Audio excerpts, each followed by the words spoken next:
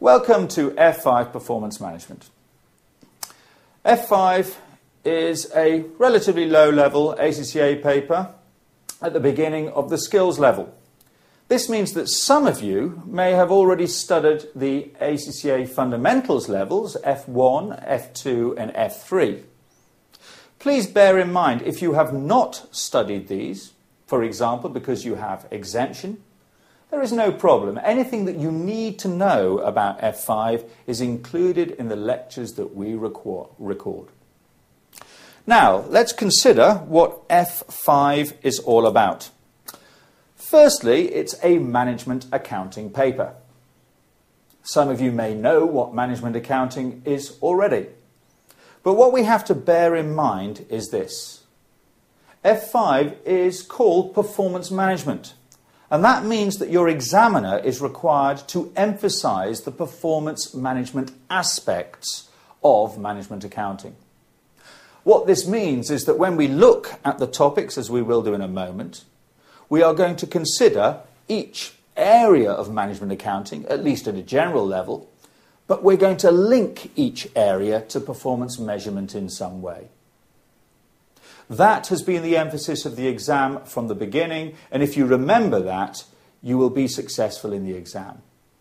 Too many people focus on management accounting for the sake of management accounting, and maybe that's where they upset the examiner and throw away some easy marks. Secondly, it builds on knowledge from F2 management accounting. Okay, if you've done F2, that's great. That will give you some background and maybe it will help you a little bit from a conceptual perspective. But you have to remember that although, yes, it does build on F2, there is very little crossover in terms of what you learned at F2 and what you're learning here. Possibly 2, maybe 3 subjects out of the whole paper draw heavily on what you've done before. Instead, what we do is we take F2 as read, we know that already, and we're going to do something more. So, if you haven't done F2, and I'll reiterate this again, please do not worry. What we're obviously going to do is focus on those things that you need to know to pass the exam. The other thing that I must highlight at this point is about F5 and the thing that really concerns a lot of students. And that is that it is a mix of both computational and interpretational skills. Yes, you have to be able to run the numbers, there's no problem with that.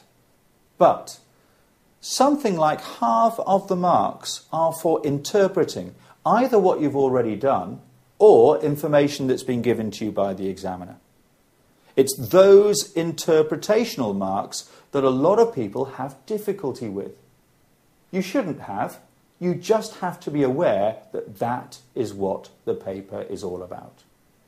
Now, let's look at the syllabus and see what is what. If we look at the basic syllabus areas, there are 5.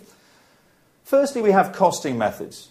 Now, costing methods is very much taking what you should maybe already know from your F2 or previous studies. Don't worry, we backfill all that knowledge. And just augmenting it, looking at how things may develop or change. Then we have something called decision making, possibly the single most important topic area, at least from the perspective of variety of types of things that the examiner may examine. Then we have budgeting, a relatively small topic, but of course it includes things like forecasting. Then a big one, we have variances. Now in simple terms, you may have learnt variances before, but what we're going to do is we're going to take what you've learnt and develop and develop and develop it. There's quite a lot there. And then finally, we have performance measurement. And as I've said already, although performance measurement is a standalone topic, you have to remember that there are links between performance measurement and all of the others. So you would expect some element of performance measurement to be in at least, well, I would say 3 or 4 of the questions that you get. To look very briefly at more detail, let's just consider the sort of things that may arise. Looking at costing methods, the big topic area is something you may have come across before, something called activity-based costing, or ABC. you would expect that to arise quite frequently.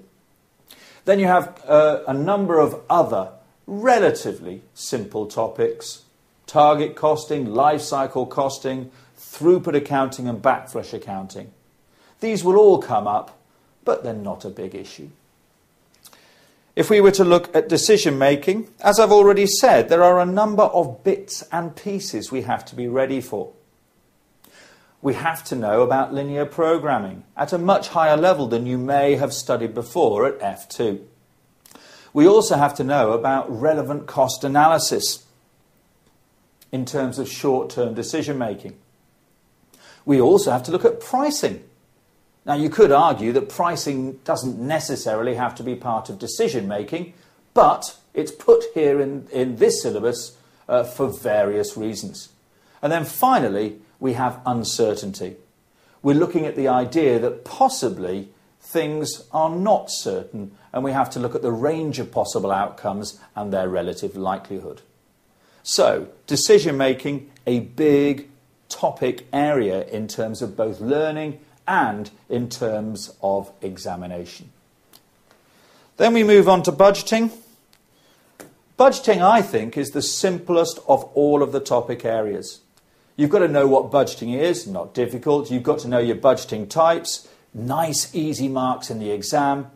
But of course, we do have one interesting area here that we're now going to see again and again, and that's behavioural aspects.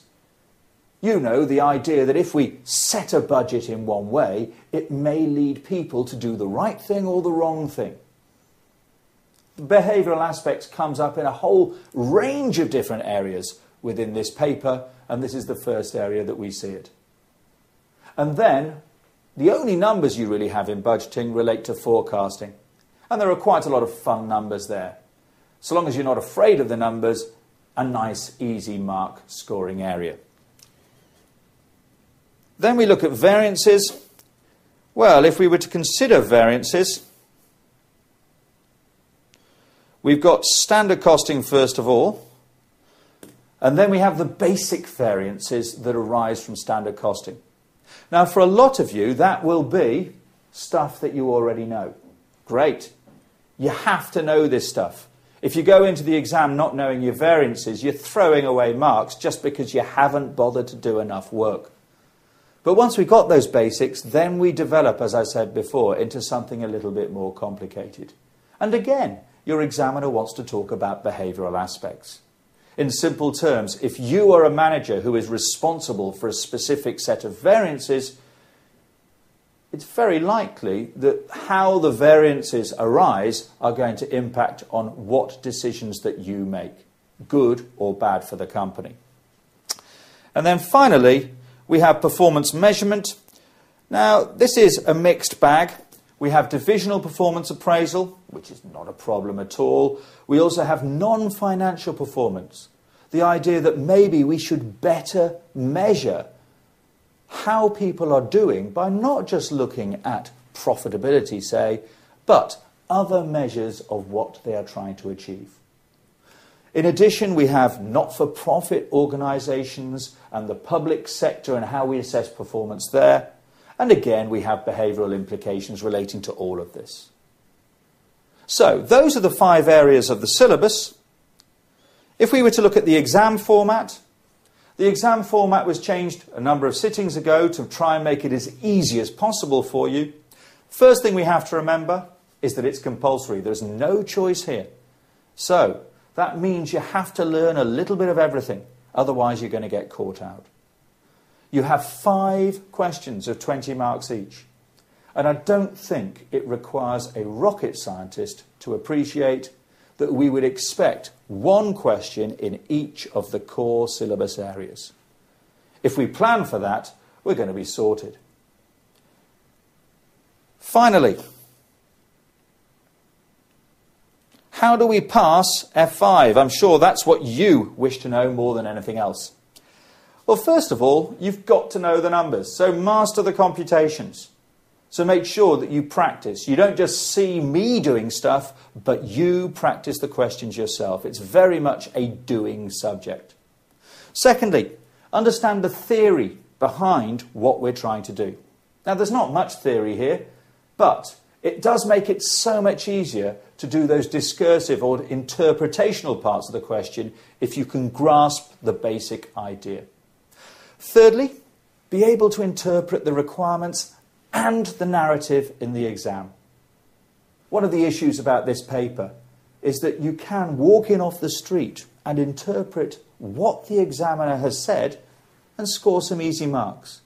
In simple terms, if you comment on what the examiner has talked about, you are going to be doing the right thing.